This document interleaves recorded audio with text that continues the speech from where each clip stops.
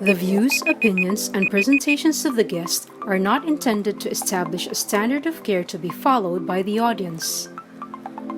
Always seek the advice of your physician or other qualified healthcare provider with any questions or concerns you may have regarding your health. Furthermore, the assumptions, views, opinions, and insinuations made by the host and guest do not reflect those of the show and the management. Zach at Zydus brings you a patient care program, Health Talk, a lay forum that gives various information on illnesses and diseases with advice from medical experts. Join us live on Facebook.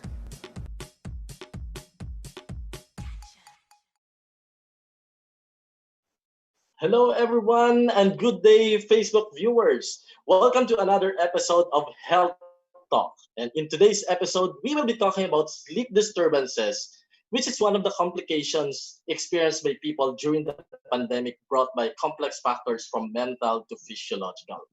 Today, let's look at the story of Rosita Ronquis, who suffered from sleep problems during the pandemic. And she explains that her ordeal is not just about the problem of going to sleep, but she fears it might affect her health. Let's watch this. Sa loob na mahigit 4 na buwan, naapektuhan tayo ng pandemya na idinulot ng COVID-19. Iba't iba ang naging epekto sa atin na naturang pandemya. Isa na rito ang insomnia. Nakilala ko si Aling Rosita, isa siyang massage therapist. Ang wellness industry ang isa sa mga industriya na matinding naapektuhan ng kasalukuyang health crisis dulot ng COVID-19. Kwento ni Aling Rosita, simula nang magka-quarantine, nawalan na sila ng trabaho. Bukod sa wala nang kinikita, problema niya ngayon ang hindi makatulog. Kasi duty ko kasi doon sa trabaho ko do kasi po ako nagmamassage sa hotel. Ang ko kasi duty, may pang-araw, may pang-gabi. Sa isang linggo, 2 beses ang shifting namin. Magpang-umaga, tapos bigla ka ipang-gabi. Kaya doon siguro na wala, nahinto na ang trabaho, parang doon na naipunan ako ng puyat. 3 buwan na dinanas ni Aling Rosita ang insomnia. Hirap siya sa pagtulog kahit na ilang araw na siyang hindi nakakatulog. 3 months yun nga, 24 hours na wala. Gising talaga ako. Hirap na hirap ako noon. Wala kasi mga doktor habang nag-lockdown, humaba yung puyat ko. Ang iniisip ko, paano ako makatulog? Kaso hindi talaga. Hindi ako dinadalaw ng antok. Hindi rin ako napapagod. Basta malakas naman ako kumain. Malakas naman ako. Hindi ako nanghihina. Hindi rin sumasakit ulo ko. Ang problema ko lang, matulog. Para dalawin lang ako ng antok. Wala talaga. Nakahiga lang po. Minsan pa ikot-ikot ako kasi siyempre yung magdamag ka nga. Lahat alam mo, lilipat naman ako sa sala, lilipat ako sa kwarto. Hindi pa rin. Kaya hirap. Balita talaga ako. Kaya nahirapan ako noon. Kwento pa niya, nag-aalala na rin siya dahil makakaapekto na rin ito sa kanyang kalusugan. Bigyan lang ako ng gamot ng doktor, mga 2 araw lang. Yun lang yung tulog ko. Kaya na nga ako, nag-alala na nga ako kasi baka bumagsak yung red blood ko. Kasi dahil sobrang puyat. Kaya nung awa naman ng Diyos, okay naman mga results. Normal yung mga laboratory ko, kidney, sa thyroid, saka yung CBC, saka yung sa sa atay. Isa din sa nakakaapekto dito ay ang pag-alala ni Aling Rosita sa dulot ng COVID-19. Minsan pag bumaba ka, normal lang yun nga. Takot ka kasi hindi mo nakikita yung kalaban, Dok. Kasi minsan namamalingki ka. Doon lang ako nag-alala. Pero naghuhugas agad pag dumating sa bahay. Ang diagnosis ni Aling Rosita base sa kanyang sintomas ay acute insomnia.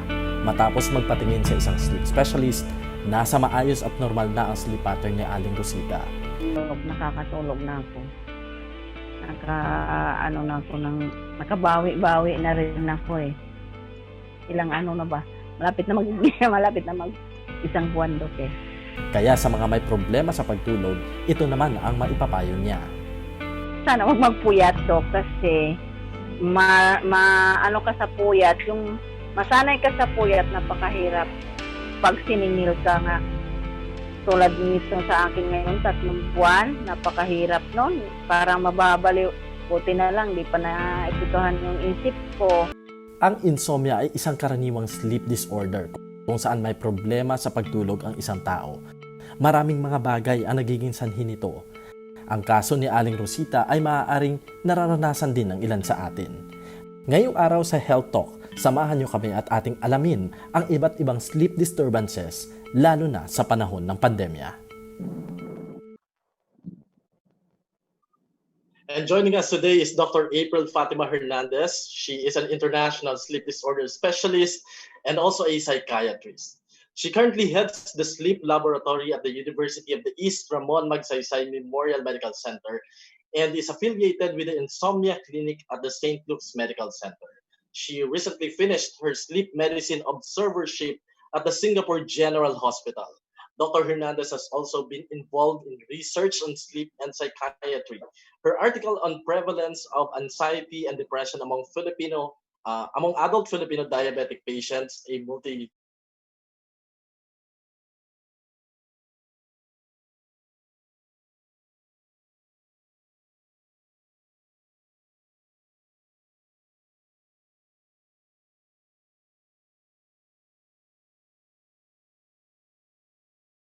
or Dr. April Fatima Hernandez.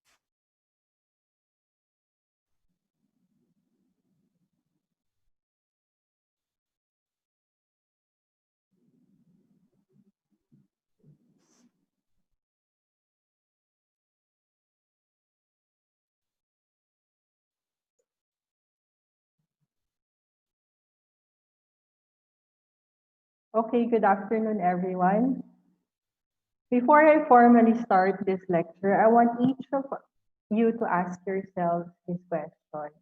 How was my sleep last night? Because if you ask me, I woke up early this morning because I was very anxious for today's lecture. On that note, my objective for this lecture is for everyone to learn how our daily experiences greatly influence our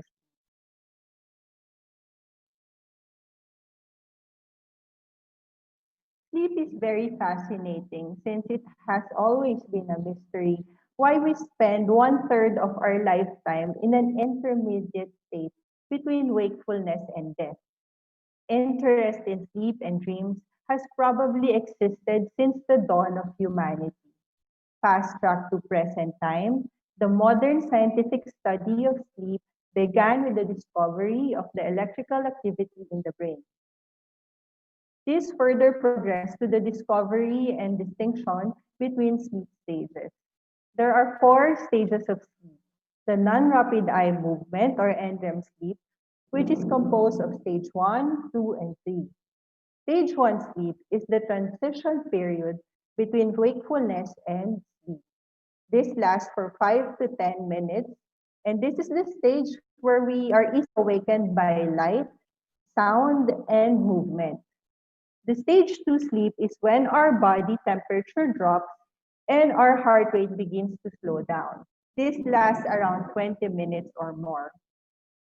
The stage 3 sleep or the deep sleep is when our muscles start to relax and our breathing slows down in a regular pace. This is when most of our hormones regulate. A good example is the production of growth hormones. It is true that that what our parents tell us that tatangkad tayo kapag tayo ay natutulog. Lastly, the rapid eye movement sleep. This is when our brain becomes active and we experience vivid dreams. During this stage, our body is in a state of paralysis and our eyes are moving side to side, hence called the rapid eye movement sleep. We go through these stages in around 3 to 5 cycles per night, as seen in this diagram. This is an adult sleep hypnogram. The y-axis represents the sleep stages, while the x-axis represents the hours of sleep. During the first hour of sleep, a normal adult would experience the longest, deep sleep, which further decreases as the night progresses.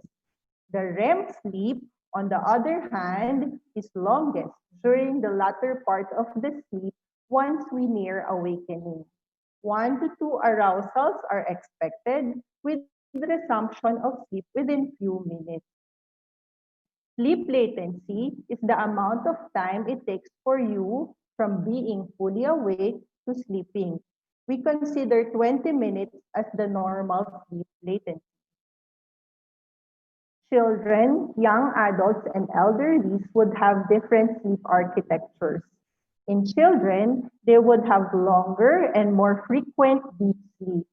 Among elderlies, they have longer sleep latency, shorter deep sleep, multiple arousals, and extended awakening during these episodes of arousals. In this slide, I would like to emphasize that although elderlies would have a more disrupted sleep, not everyone would have difficulty with these changes in their sleep architecture. Another interesting and most frequently asked question is how much sleep do we really need? Sleep requirement would vary based on age. So the y-axis represents the hours of sleep, while the x-axis represents the age. The dark blue shows the recommended hours of sleep.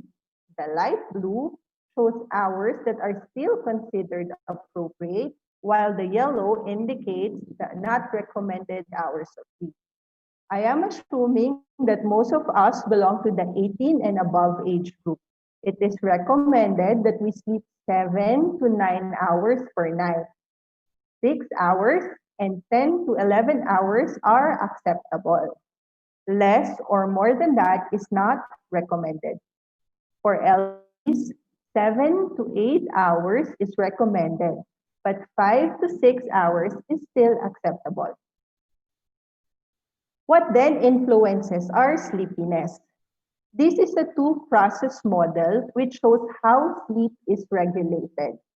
The homeostatic sleep drive is the need to sleep after a certain amount of time awake, while the circadian drive regulates our alertness level. So upon waking up in the morning, our need for sleep and alertness level are in its lowest. Gradually, both increases during the day. After lunch, normally our alertness level goes down while our need for sleep progressively increases. That is why we feel sleepy after lunch and some people would take a nap during this hour. Late in the afternoon, since our need for sleep increases, our circadian wake drive also increases to keep us awake until it reaches a point where melatonin is produced and the urge to sleep significantly increases, that we eventually fall asleep. Both the need for sleep and the alertness levels gradually goes down and goes back to the same cycle the following day. Knowing these basic information about sleep, how do you think sleep was affected by the pandemic? Millions of people were already suffering from sleep disorders before the pandemic. And unfortunately, the pandemic created a lot of challenges even for people without sleeping problems in the past. This is a study done in Greece. They surveyed 2,427 individuals, and it turned out that 37.6% had sleep problems. Women and those living in the urban areas were considered the vulnerable population. People who were uncertain if someone close or they have virus, and those with high levels of intolerance to uncertainty manifested sleep problems. They were said to be preoccupied with COVID-related worries and presented with depressive symptoms. Taiwan also made a survey through Facebook.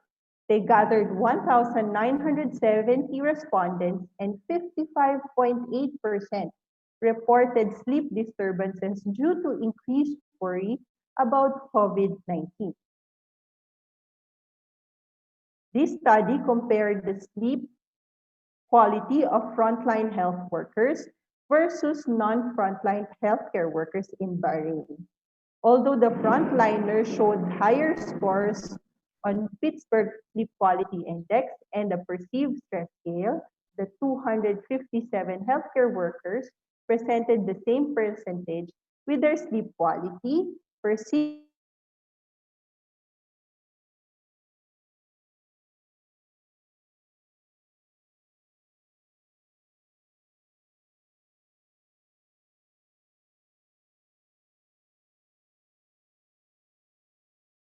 I hope that you can answer the survey from the form available at the SAC Facebook page so that local data will be available. These are the following sleep disorders that were noted to occur during the pandemic. Let us start with insomnia. A meta-analysis done by Papa et al. Showed that 39.8% of the healthcare workers are suffering from insomnia. Insomnia is defined as difficulty initiating sleep, difficulty maintaining sleep, and early morning awakening. Another sleep disorder which is commonly mistaken as insomnia is the circadian disorders. People with delayed sleep-wake phase disorder would sleep around 4 a.m. and wake up at 12 p.m. If you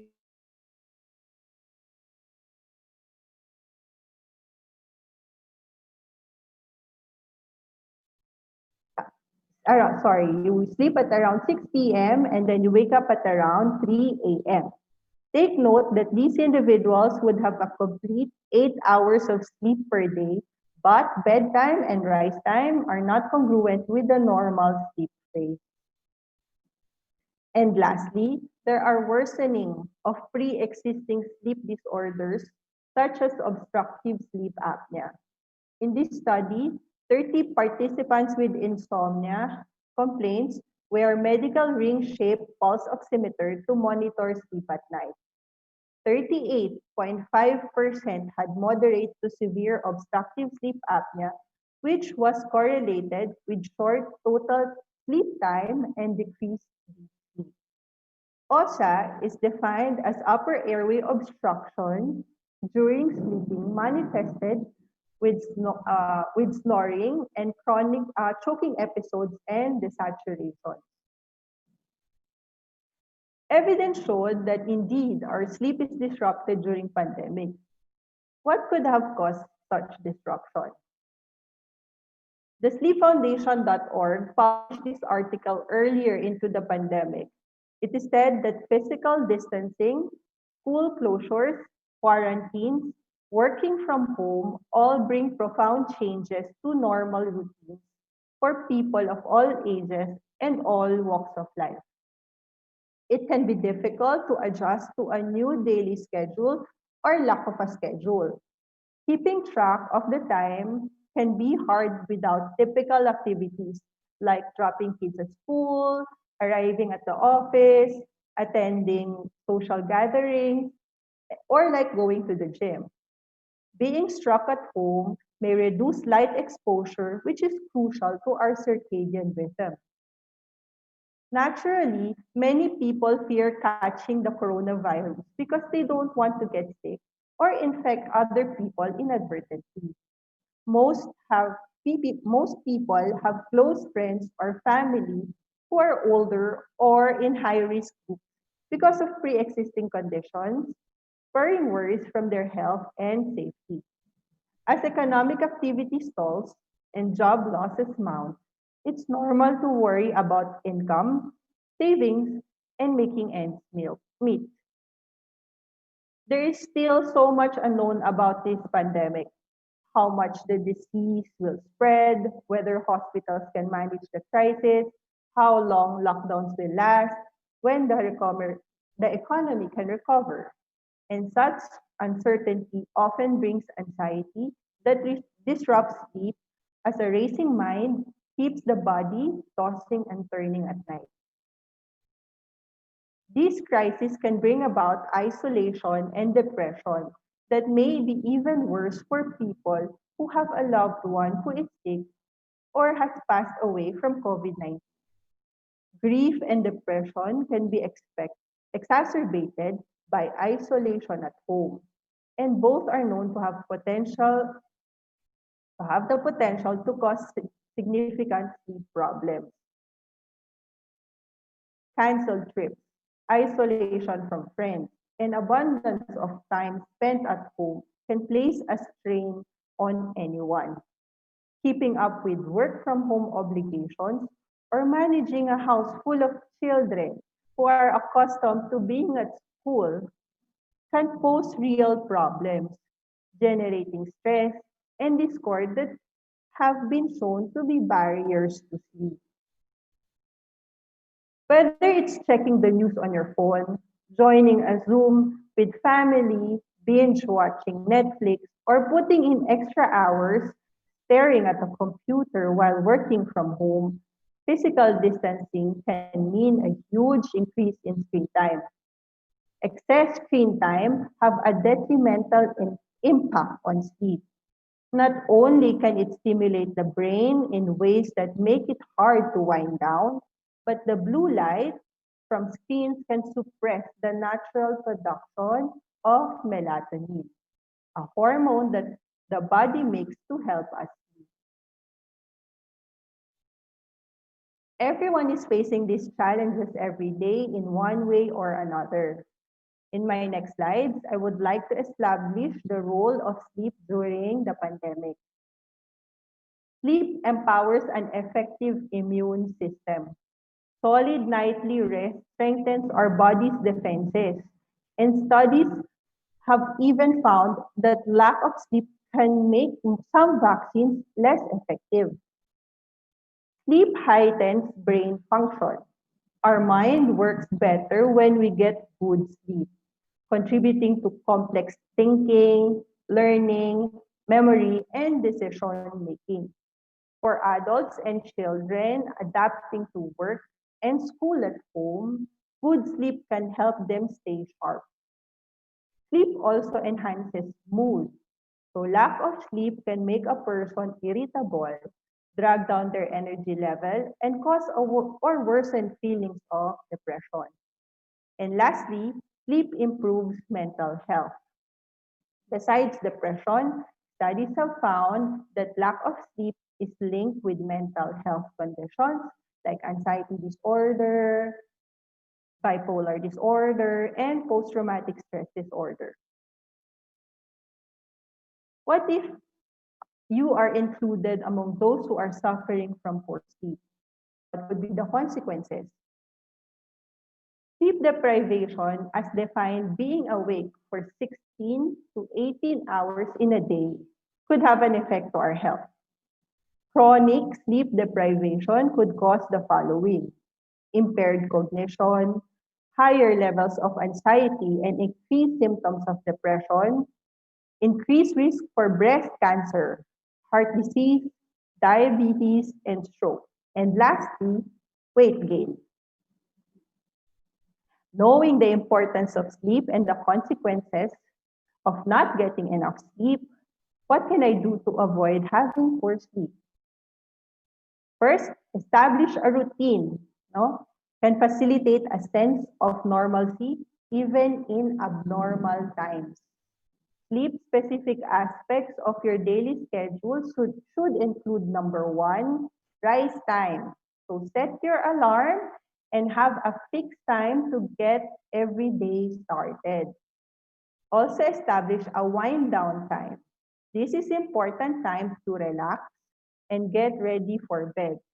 It can involve things like light reading, stretching, and meditating, along with preparations for bed, like putting on pajamas or brushing your teeth. Bedtime. Pick a time to actually turn out the lights and try to fall asleep. It can be helpful to incorporate steady routines to provide time cues throughout the day, include, including showering and getting dressed even if you aren't leaving the house. eating meals at the same time each day, and blocking off specific time periods for work and exercise. We emphasize the importance of creating an association in your mind between your bed and sleep. For this reason, we recommend that sleep and sex be the only activities that can take place in your bed. This means that working from home shouldn't be working from bed. It also means avoiding bringing a laptop into bed to watch a movie or series. On any given night, if you find that you're having a hard time sleeping, don't spend more than 20 minutes tossing and turning. Instead, get out of bed and do something relaxing in very low light, and then head back to bed to try to fall asleep. Exposure to sunlight plays a crucial role in helping our bodies regulate sleep in a healthy way. As much as possible, open windows and blinds to let light into your home during the day. Be mindful of screen time. Again, the blue light produced by electronic devices such as mobile phones, tablets, and computers has been found to interfere with the body's natural sleep promoting processes. As much as possible, avoid using these devices for an hour before bed. If you're home all day, you may be tempted to take more naps. While a 20-minute power nap early in the afternoon can be useful to some people, it's best to avoid naps or nap avoid long naps or naps later in the day that can hinder nighttime sleep. Regular daily activity has numerous important benefits, including for sleep. So moderate intensity workout for 20 minutes 3 times a week is recommended. Best timing is during morning, no? During morning with sun exposure or in the afternoon, not later than 6 p.m. Be cautious with the intake of alcohol and caffeine as both may disrupt the quantity and quality of your sleep. Last intake of caffeinated beverage should be 4 to 8 hours before desired bedtime. Although alcohol will help you fall asleep initially, later on into the night, it becomes stimulating, hence you will have a disrupted sleep. Lastly, finding ways to relax can be a potent tool in improving your sleep. Deep breathing, stretching, yoga, mindfulness, meditation, calming music, and quiet reading are just a few examples of relaxation techniques that you can build into your routine.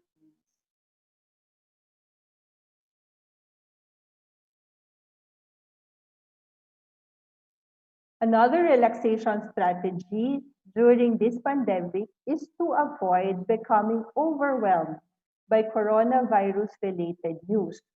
So bookmarking one or two news sites and visiting them only during limited preset amount of time each day.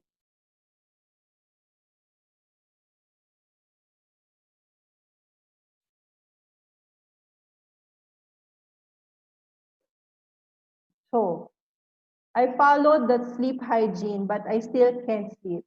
You're still in this position, even if you already followed all the techniques that I told you. What should you do then? It's time to see a doctor. Thank you very much.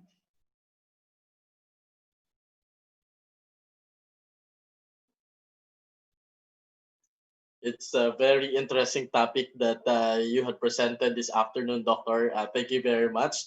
So, just to summarize, no, what you have discussed. First, you talk about sleep architecture, and in layman's term, we're talking about the sleep pattern, 'di ba? It Yes. depends on the may factor kasi diyan eh. You have the circadian rhythm of our body, at the same time yung Deep drive. wakefulness.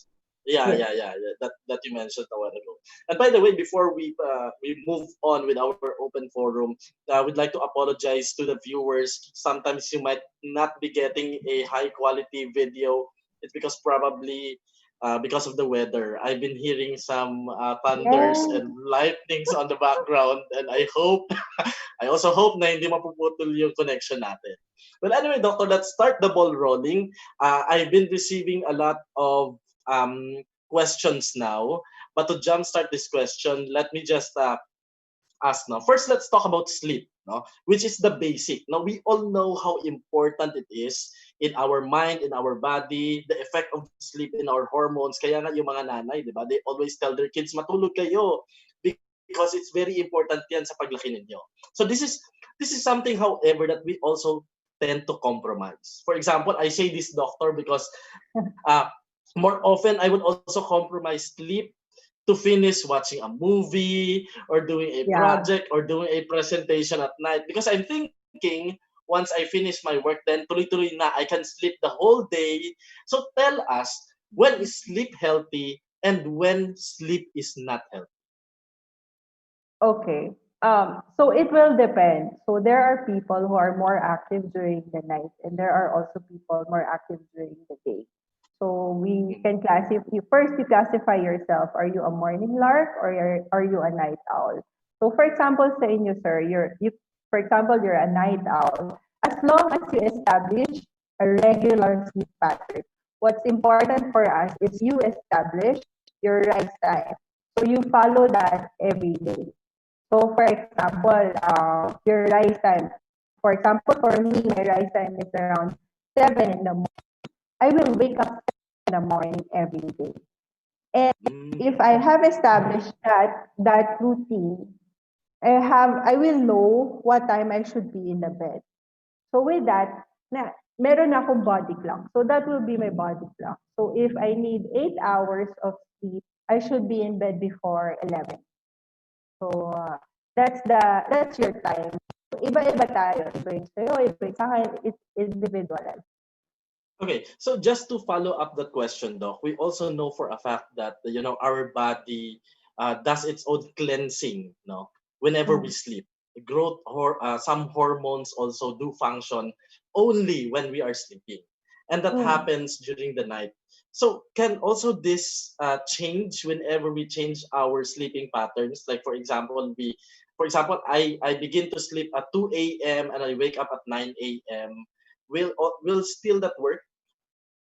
As long as you read the stage 3 sleep, you can produce that hormone. So, what's important is you get the deep sleep, the stage 3 sleep.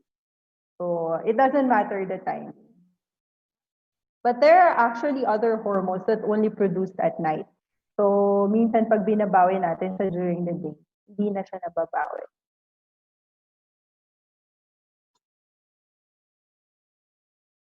Okay. Yeah, because that leads me to the next question. What about these call center agents, people working in the Mm. BPO na meron silang night shift and day shift, frontliners who were, working a lot of times, they're awake while we're asleep, something like that. So I think you made it clear when you say that as long as we established that sleeping pattern, then that Yes, should not be a problem.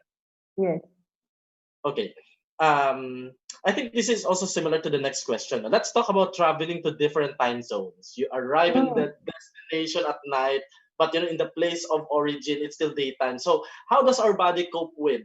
Would that be automat? Would our body automatically adjust, or how does it happen? Okay. So it will depend. Depende what your travel is. Is it westward or eastward? So the Mm-hmm. dictum is you follow the schedule once you arrive. So once you arrive to a certain country, you follow their schedules immediately. Oh, okay. Okay.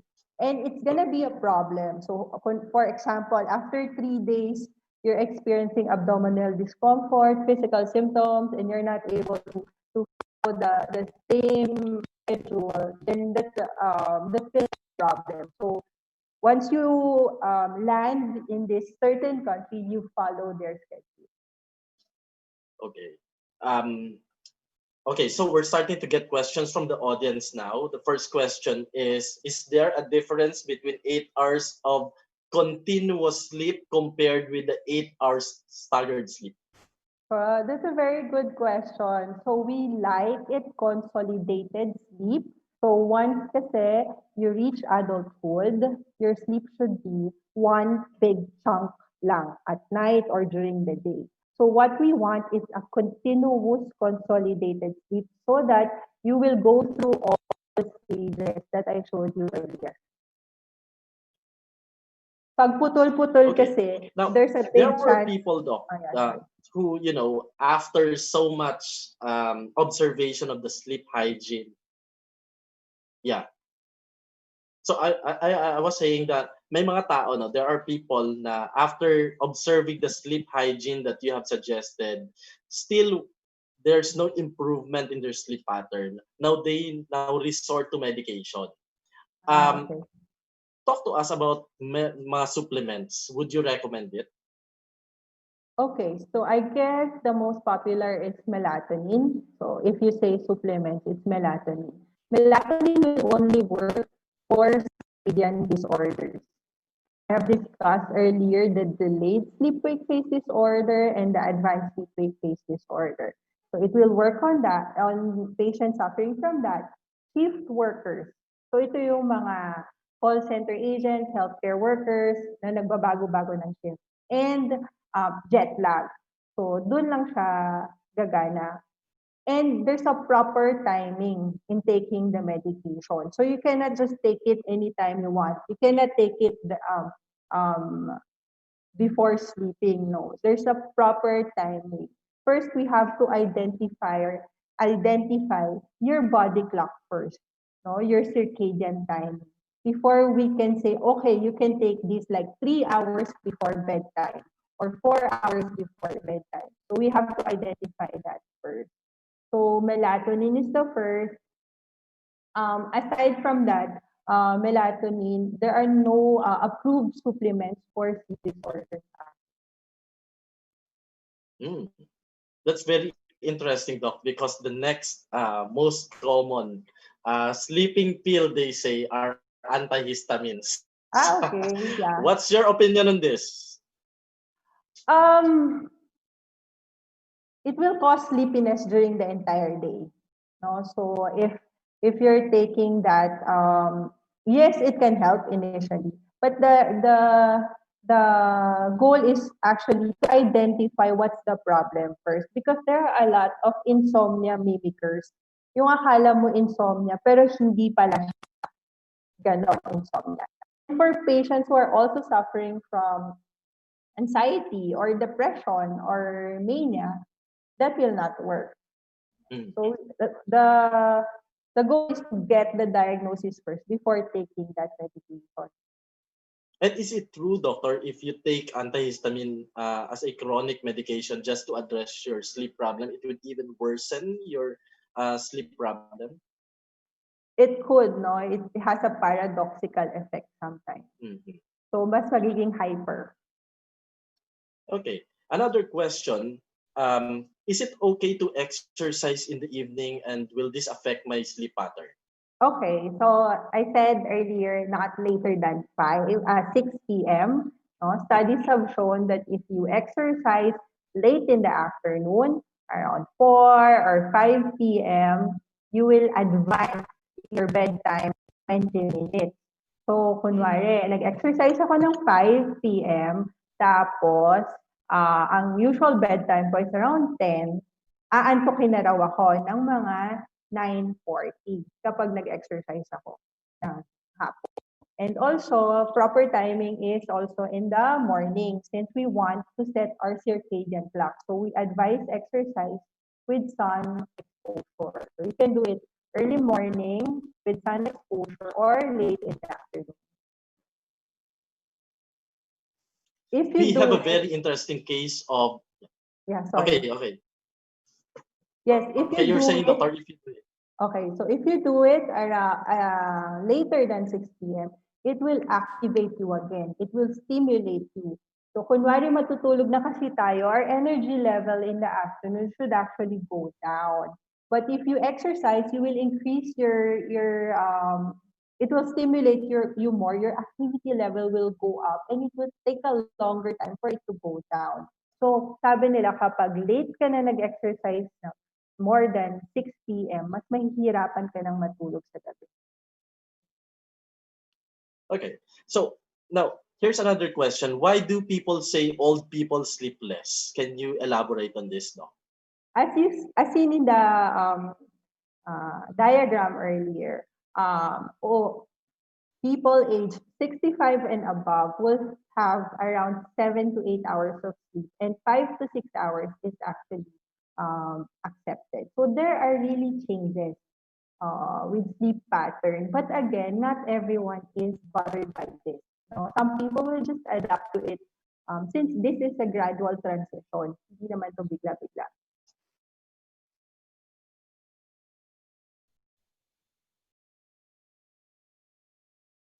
We had a very interesting case with Rosita a while ago, which is our feature story. And in her story, she said that there's actually no comorbid conditions. Eh. Walang headache, laboratories normal, everything is normal. But then he had this chronic, I don't think if it's chronic, no, but 3 months that she barely sleeps. What do you think could be the reason for that? No? I believe that there are some viewers who also experiences this.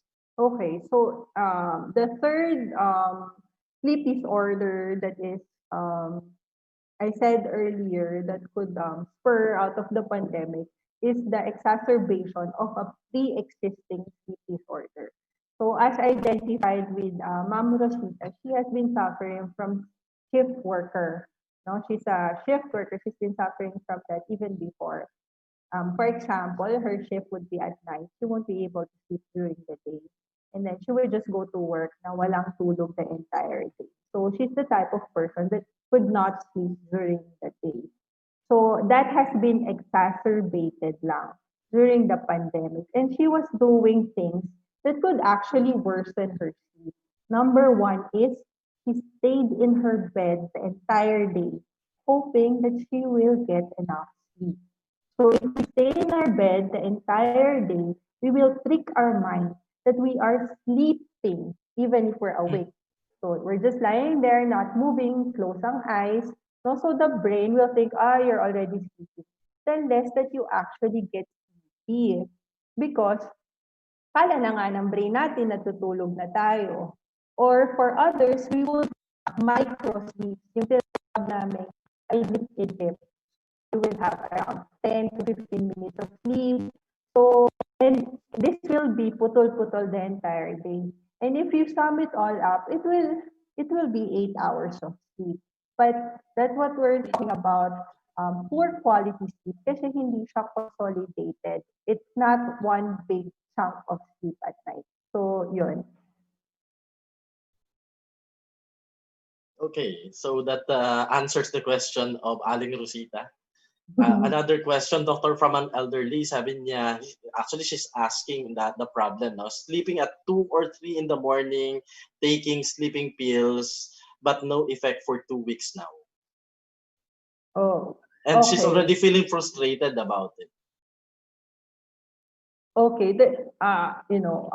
maybe I can show this slide. Can I share this slide? Yeah. Yes, Sure. this one. So this is the Spillman model, the three-piece model. So the model for chronic insomnia, or how do we develop insomnia?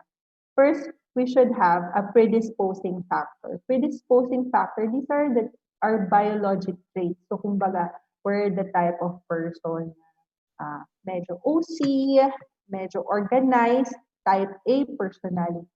No? This will predispose us to develop insomnia. So first, we should have a predisposing factor. Yung mga people who are warrior, ganyan. And then we're just waiting for a precipitating factor to trigger the insomnia. So for us, it's the pandemic. So if you are a type A person, if you have a type A personality, you're a worrier, then pandemic came, you will surely develop insomnia. There's a good chance that you will develop insomnia. And it takes, parang nagiging chronic siya, no? Because we're actually doing things that we think will help us sleep. Such as I said kay Ma'am Rosita, napping during the day, excessive time in bed. So for that question, it's better if you are analyzed, no? A good history taking will actually give us a very good diagnosis and a good management. So taking sleeping pills is hindi lang siya basta-basta na you just take it. You really have to look at your sleeping pattern, your behaviors in bed, your daily routine. So marami kami kailangan malaman, and we have to rule out other sleep disorders that could just mimic your insomnia. Kumbaga, same yung presentation, pero hindi naman pala insomnia yung problem. Okay, so there are also a lot of remedies, no, not only through medications. There are also some siguro lifestyle modification. Now, a question here: does drinking a glass of water before going to bed really affects one's sleep? Yeah, actually, yes. It is advised that your last glass of water should be not less than an hour before sleep. Kasi it could just disrupt your sleep kasi maiihi ka lang sa, sa gabi. So, yes, I advise that your last intake of any liquid is not less than an hour before bedtime. Okay, now there are also a lot of people who sleep excessively naman. And then when they, kasi yun yung notion na if you have, you sleep long, then probably you'll regain you became more alert. But the effect would, be the other way around. Parang pagising mo, kahit mahaba na yung tulog mo, you still feel sleepy, ang groggy mo. Bakit nangyayari ito, Doc? Okay, so let me share this slide again. So based on age, so you check your age here, no, and then you look at the dark blue box. That's your recommended sleep, and the light blue is actually maybe appropriate. So if you sleep more than, they said, there are multiple studies that says if you sleep more than 9 to 10 hours per day, it increases your risk for diabetes, for diabetes and hypertension. So it is actually very healthy if you sleep less than this recommended hours. Do not sleep more than this. Kunyari, you're already 26 years old, 10 hours is enough. And more than that could cause a lot of medical conditions already. And also, it will, for example, you sleep more than 15 hours in one day. I'm sure the following night, hindi ka na makakatulog na maaga. Kasi kinuha mo na yung oras ng tulog mo for the night. So you just have to follow. That's very interesting, Doc. Ano? Okay.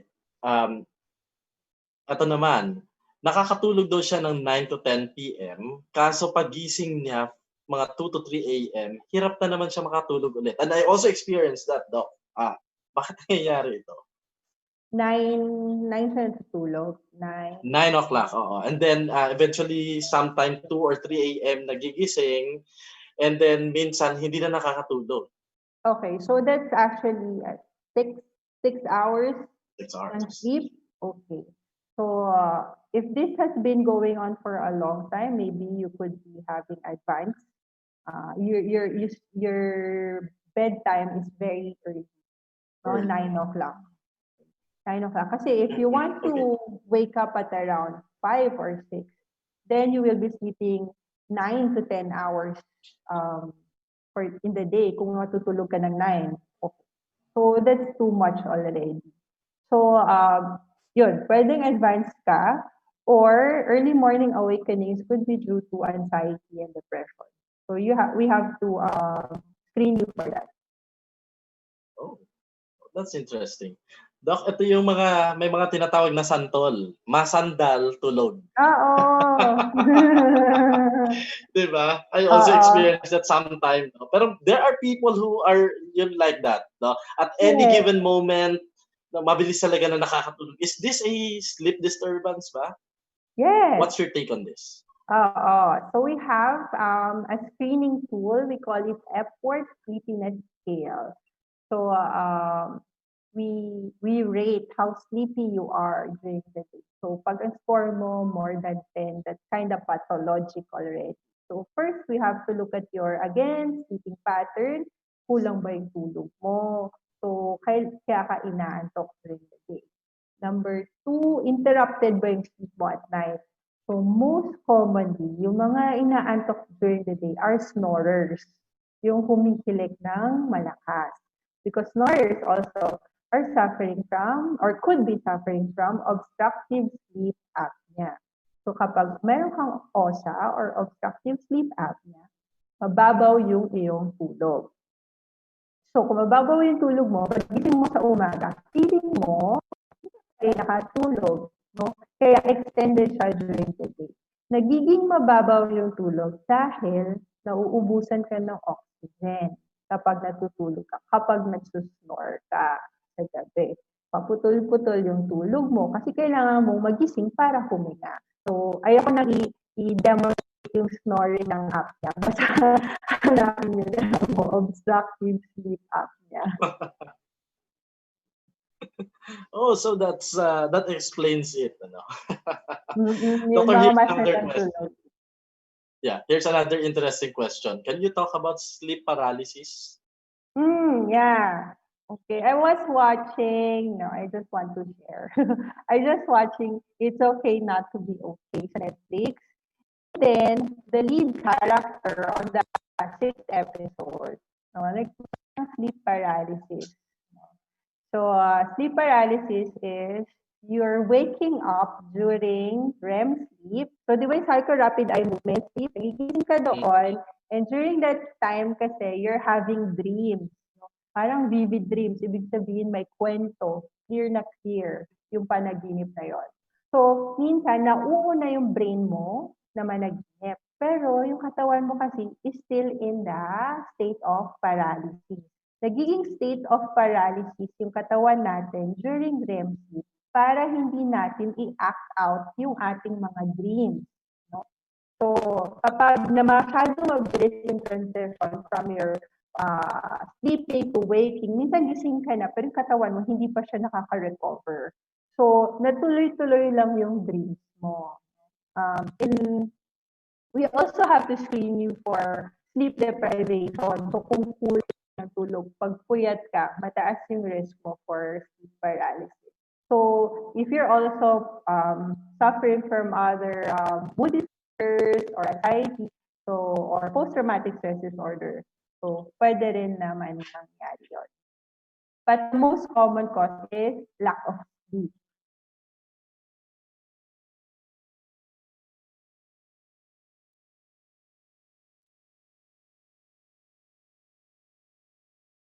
Hello? Yeah. Okay. Putol-putol. So I also got cut. I'm sorry, Doc. Okay. Now, this is something new to me, Doc. Now, clinomania. Can you just briefly tell us about this and ano yung cause? What is that? I'm not It's familiar. also Sorry. I have to but anyway, Google that. what are some daytime effects of insomnia? So if you're suffering from chronic sleep deprivation, diba? Or hindi ka nakakatulog sa gabi, ang effects nun, impaired cognition. So it's difficult for you to make decisions. Your memory impaired. So yun. Number 2, there's increased risk for hypertension, diabetes, stroke, and what else? So it could also cause increased symptoms of anxiety and depression. But take note po chronic effects. So dapat long term, matagal na kayong hindi nagkakaroon ng magandang tulog sa gabi.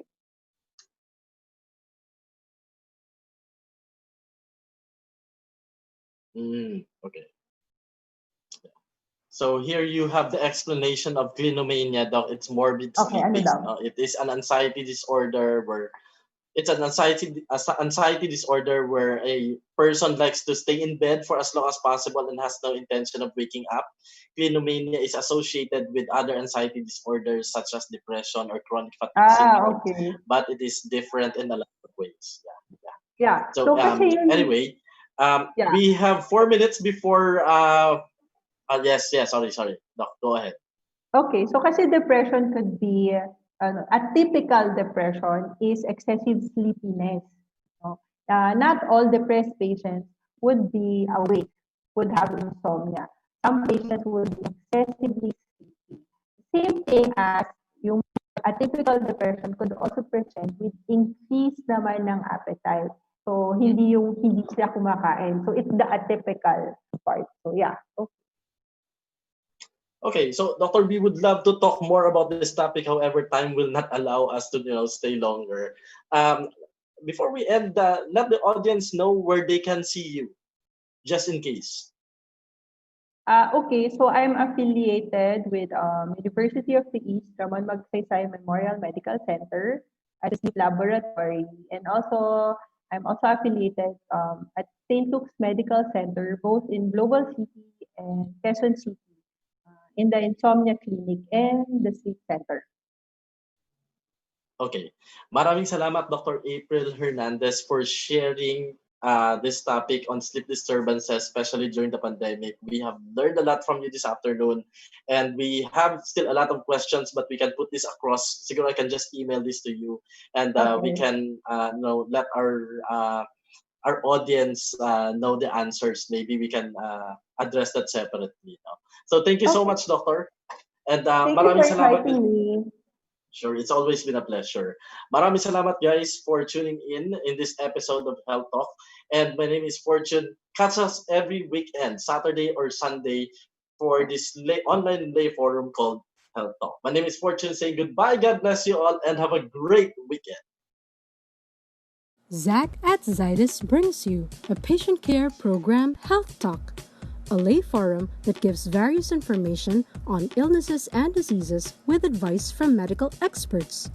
Join us live on Facebook. Okay. Doc, thank you. Ang dami pang tanong, pero sige, i-email ko sa Oo iyo. nga. Yung mga tanong Daming naman live kasi, to. oo. Yung sabi sa'yo, pag mga ganitong topic talaga, ang daming interested dito. Kasi ang ganda talaga eh. Lalo na pag, alam mo yun, yung mga sleep is very basic and